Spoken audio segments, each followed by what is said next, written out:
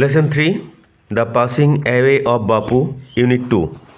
Gandhiji's funeral was to take place the day after his death. Funeral, বানান উচ্চারণ লক্ষ্য করো। ফিউনারাল, অন্ত্যেষ্টিক ক্রিয়া, বার্নিং এ ডেড ম্যান। বিভিন্ন সম্প্রদায় তাদের ধর্মীয় বিশ্বাস অনুযায়ী মৃতদের অন্তিম সংস্কার করে। যেমন মুসলিম এবং খ্রিস্টান ধর্মে কবর দেওয়ার রীতি রয়েছে। হিন্দু ধর্মে যারা যোগী, অনেক সন্ত, তাদেরকে সলিল সমাধি, তাদের পুত পার্থিব শরীর গঙ্গাতে বা কোনো পবিত্র নদীতে ভাসিয়ে দেওয়া হয়। আবার অনেক সাধু সন্ত আছে যাদের সমাহিত করা হয়। আবার যারা মানবতা ধর্মে বিশ্বাসী তাদের অনেকেই মরণোত্তর দেহদানের অঙ্গীকার করে। পরবর্তীকালে তাদের পার্থিব শরীর, যারা ডাক্তারি শিক্ষার্থী, যারা মেডিকেল সায়েন্স নিয়ে পড়াশোনা করছে, তাদের সব ব্যবচ্ছেদের কাজে লাগে। গান্ধীজি's funeral was to take place the day after his death. Take place, ঘটা, হওয়া। গান্ধীজির অন্ত্যেষ্টিক ক্রিয়া তার মৃত্যুর পরের দিন হওয়ার কথা ছিল। was to take place, হওয়ার কথা ছিল the day after his death, তার মৃত্যুর পরের দিন। গান্ধীজি's funeral was to take place the day after his death. গান্ধীজির অন্ত্যেষ্টিক ক্রিয়া তার মৃত্যুর পরের দিন হওয়ার কথা ছিল। hours in advance, বেশ কয়েক ঘন্টা আগে, মানে অনেকক্ষণ আগে। in advance, অগ্রিম, before. people lined the route the funeral procession was to follow. people lined the route, লোকেরা সেই গমন পথে সারিবদ্ধভাবে দাঁড়িয়ে রইল।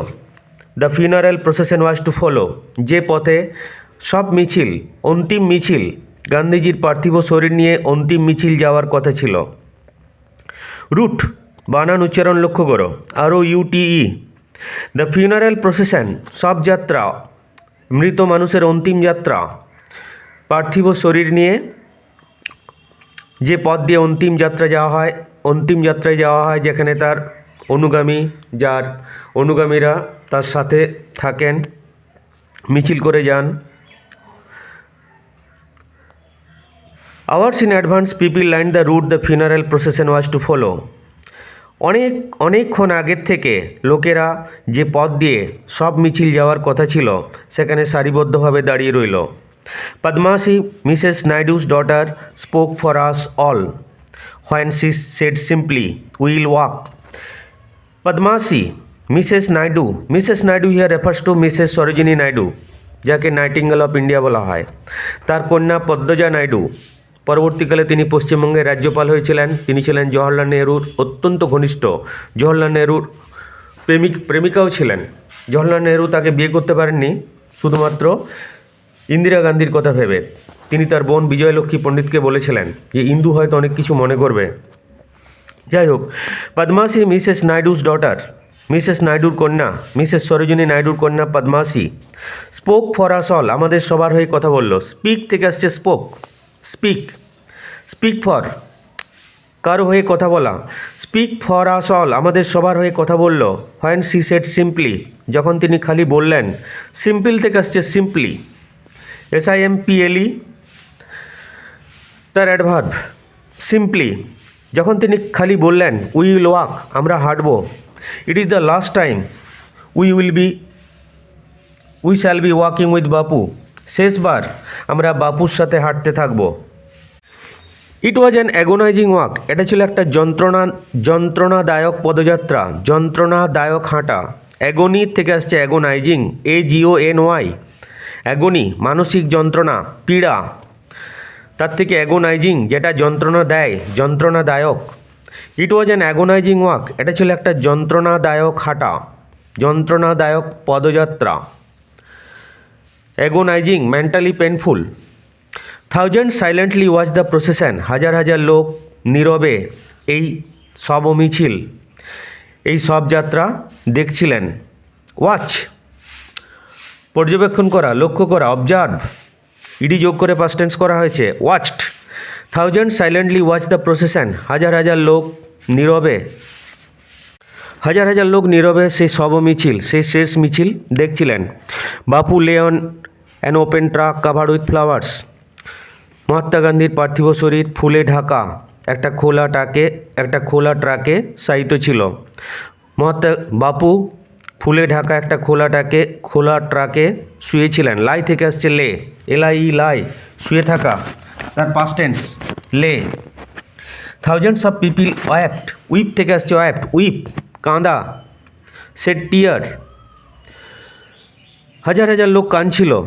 Trying to touch Bapu's feet, তারা চেষ্টা করছিল বাপুকে শেষ প্রণাম জানানো, শেষবারের মতো তার পা ছুঁয়ে প্রণাম জানানো। It was impossible to move in the thick crowd, সেই ঘন জনতার ভিড়ে একটু অগ্রসর হওয়া অসম্ভব ছিল। মানে এত লোক সেখানে ভিড় করেছিল, সেই লোকের ভিড় ঠেলে সেখানে অগ্রসর হওয়া ছিল অসম্ভব। ইট ওয়াজ ইম্পসিবল, এটা ছিল অসম্ভব। ইম্পসিবল, পসিবল তার অপোজিট ইম্পসিবল। পসিবল সম্ভব, ইম্পসিবল নট পসিবল অসম্ভব। থিক ঘন, ডেন্স সেই ঘন জনতার ভিড়ে অগ্রসর হওয়া ছিল অসম্ভব। As I move forward slowly I understood I was not merely in the midst of grieving people. As I move forward, যখন আমি অগ্রসর হচ্ছিলাম, স্লোলি ধীরে ধীরে, আই আন্ডারস্টুড আমি বুঝতে পারলাম, আন্ডারস্ট্যান্ড থেকে আসছে আন্ডারস্টুড আমি বুঝতে পারলাম। I was not merely in the midst of grieving people, grieving শোকাহত, ল্যামেন্টিং শোক সন্তপ্ত, শুধুমাত্র আমি সেই শোক সন্তপ্ত লোকেদের মধ্যে নেই। ইন দ্য মিডস্ট মধ্যে, I was not merely in the midst of grieving people, শুধুমাত্র আমি সেই শোক সন্তপ্ত লোকেদের মধ্যে নেই। অর্থাৎ হাজার হাজার লোক শোক সন্তপ্ত হয়েছে, শোকাহত হয়েছে বাপুর প্রয়াণে, মহাত্মা গান্ধীর প্রয়াণে হাজার হাজার লোক শোক সন্তপ্ত। This was even more than the funeral procession of India's beloved leader, এটা শুধুমাত্র ফিউনারাল প্রসেশন নয়, শব মিছিল নয়, ভারতের প্রিয় নেতার শব মিছিলের থেকে এটা অনেক বেশি, আরও অনেক কিছু বেশি। I was among people for hmm walking with Bapu had a special meaning, আমি সেই সমস্ত লোকেদের মধ্যে ছিলাম যাদের কাছে বাপুর সাথে হাঁটার একটা বিশেষ অর্থ ছিল। স্পেশাল মিনিং বিশেষ অর্থ। We had walked with Bapu over the rough and smooth of India's recent history. We had walked with Bapu, আমরা বাপুর সাথে হেঁটেছিলাম, over the rough and smooth of India's recent history, ভারতের সাম্প্রতিক ইতিহাসে যে এবড়ো খেবড়ো মসৃণ পথ হবে, আমরা বাপুর সাথে হেঁটেছিলাম। রাফ নট স্মুথ, এবড়ো খেবড়ো অর্থাৎ যে পথে অনেক অপ্রীতিকর অভিজ্ঞতা লুকিয়ে আছে। কি বলতে চাইছি বুঝতে পারছো? Over the rough and smooth of India's recent history, অর্থাৎ বাপুর সাথে যারা স্বাধীনতা সংগ্রামে অংশগ্রহণ করেছিলেন তাদেরকে যথেষ্ট দমন পীড়ন ইত্যাদি সহ্য করতে হয়েছিল।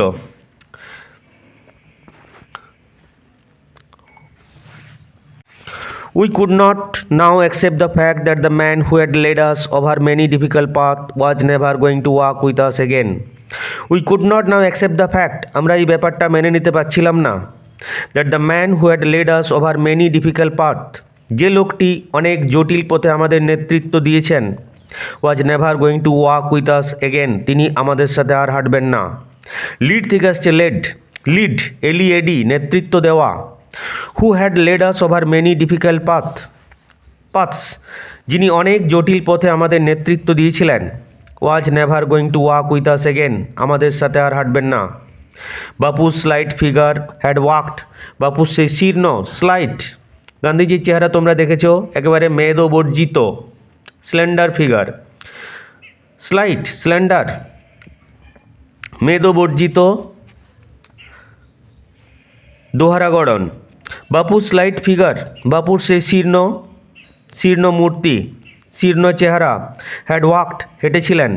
স্টাফ ইন হ্যান্ড, স্টাফ লাঠি, ওয়াকিং স্টিক হাতে লাঠি নিয়ে, over a large part of India, ভারতের বিস্তীর্ণ অঞ্চল জুড়ে বাপুজি লাঠি হাতে হেঁটেছিলেন। তোমরা ডান্ডি অভিযানের ছবি দেখেই থাকো, লাঠি নিয়ে তিনি ডান্ডি অভিযানের সবার প্রথমে হেঁটে হেঁটে নেতৃত্ব দিচ্ছেন। To walk is to make slow progress. হাঁটার অর্থ হলো ধীর গতিতে উন্নতির পথে এগিয়ে যাওয়া। It is to think with clarity and closely look at all that is around you from small insect to the horizon in the distance. It is to think with clarity. Clarity কোথার থেকে আসছে? Clear থেকে। Clarity ভাবনার স্বচ্ছতা। It is to think with clarity অর্থাৎ হাঁটলে ভাবনার স্বচ্ছতা চলে আসে, স্বচ্ছতার সাথে চিন্তাভাবনা চলে আসে, স্বচ্ছ চিন্তাভাবনা মনে আসে। And closely look at all that is around you. তোমার চারপাশে যেগুলো আছে তুমি সেগুলোকে খুব কাছ থেকে দেখতে পারো, খুব কাছ থেকে দেখা যায়। ফ্রম স্মল ইনসেক্টস ক্ষুদ্র পতঙ্গ থেকে, to the horizon in the distance দূরে সেই দিগন্ত, হরাইজন দিগন্ত, meeting line of earth and sky পৃথিবী এবং আকাশের মিলন রেখা। হাঁটা, এই প্রসঙ্গে বলে রাখি, হাঁটা শুধুমাত্র শরীরের ব্যায়াম নয়, এটা উৎকৃষ্ট মেন্টাল এক্সারসাইজও বটে। যারা রেগুলার হাঁটে তাদের মধ্যে মনের বিকার অনেক কমে যায়, মনে অনেক স্বচ্ছ ভাবনা, স্বচ্ছ চিন্তাভাবনা খেলতে শুরু করে। হয়তো লেখিকা সেটাই বলতে চেয়েছেন। It is to think with clarity, এটা স্বচ্ছতার সাথে চিন্তাভাবনা করা। And closely look at all that is around you, তোমার চারপাশে যা কিছু আছে সব কিছুকে কাছ থেকে দেখা। From small insect to the horizon in the distance, ক্ষুদ্র পতঙ্গ থেকে শুরু করে দূরে দিগন্ত পর্যন্ত। Moreover to walk was open the only way open to the average Indians. শুধু তাই নয়, মোরওভার শুধু তাই নয়, to walk was open the only way open to the average Indian. গড়পড়তা ভারতবাসীদের কাছে হাঁটা একমাত্র খোলা পন্থা। দ্য অনলি ওয়ে ওপেন, একমাত্র খুলে যাওয়া পন্থা, একমাত্র খোলা পন্থা। অর্থাৎ হাঁটা একেবারে সহজ সরল একটি রাস্তা যেটা সবার কাছে খোলা। অ্যাভারেজ ইন্ডিয়ান, গড়পড়তা ভারতবর্ষী, সাধারণ ভারতবর্ষী। ইট রিকোয়ার্ড নো ভেহিক্যাল, উচ্চারণ লক্ষ্য করো, এইচ সাইলেন্ট থাকবে। ভেহিক্যাল নয়, ভেহিক্যাল। ইট রিকোয়ার্ড নো ভেহিক্যাল, এতে কোনো গাড়ির দরকার নেই। এক্সেপ্ট হিজ ওন বডি, শুধুমাত্র তার নিজের শরীরটি বাদ দিয়ে। And cost him nothing but his energy, নিজের শক্তি ছাড়া তার আর কিছু খরচা হয় না। অর্থাৎ হাঁটলে তার কোনো টাকা পয়সা খরচা হয় না, শুধুমাত্র শরীরের শক্তি ছাড়া। গান্ধীজি টুক দিস নেসেসিটি, টুক মেনে নিয়েছিলেন এই অর্থে, গান্ধীজি এই প্রয়োজনীয়তা স্বীকার করে নিয়েছিলেন। As he took much that was common place, তিনি আরও অনেক কিছু স্বীকার করে নিয়েছিলেন যেগুলো ছিল কমন প্লেস, খুবই সাধারণ, গতানুগতিক, ordinary. And transformed it into a joyful effort, আর এগুলোকে একটা আনন্দময় প্রয়াসে বদলে দিয়েছিলেন। এফর্ট চেষ্টা, প্রয়াস, অ্যাটেম্পট। জয়ফুল চিয়ারফুল, অর্থাৎ যা কিছু সাধারণ, গান্ধীজি সব কিছু যা কিছু সাধারণ অর্ডিনারি, গান্ধীজি সেগুলো মেনে নিয়েছিলেন এবং সেগুলোকে আনন্দময় প্রয়াসে বদলে দিয়েছিলেন। গান্ধীজির জীবনযাত্রা, সাংবাদিক লুই ফিশার প্রণীত মাই ডেজ উইথ গান্ধী, গান্ধীজির সাথে আমার দিনগুলো, এটা তোমরা পড়তে পারো, সেখানে দেখতে পাবে গান্ধীজি কত সহজ সরলভাবে, অনাড়ম্বরভাবে জীবনযাপন করতেন আশ্রমবাসীদের সাথে। তিনি একটা খড়ের চালযুক্ত, মাটির দেওয়ালযুক্ত ঘরে থাকতেন। শয্যা ছিল, এবং শয্যা ছিল মাদুর নির্মিত কোনো একটা ম্যাট। খাওয়া দাওয়া ছিল অত্যন্ত সাধারণ। ট্রেনে যেতেন তৃতীয় শ্রেণীতে। গান্ধীজিকে একবার মজা করে জিজ্ঞেস করা হয়েছিল, গান্ধীজি আপনি তৃতীয় শ্রেণীতে কেন ভ্রমণ করেন? গান্ধীজি মজা করে উত্তর দিয়েছিলেন যে কোনো চতুর্থ শ্রেণী নাই বলে। গান্ধীজির মৃত্যুর পর অ্যালবার্ট আইনস্টাইন মন্তব্য করেছিলেন যে পৃথিবীতে হয়তো আগামী প্রজন্ম বিশ্বাসই করবে না যে এরকম একজন মহান নেতা, এত সহজ সরল অনাড়ম্বর জীবন একসময় পৃথিবীতে থাকতেন। Okay, that's all for today for unit 2.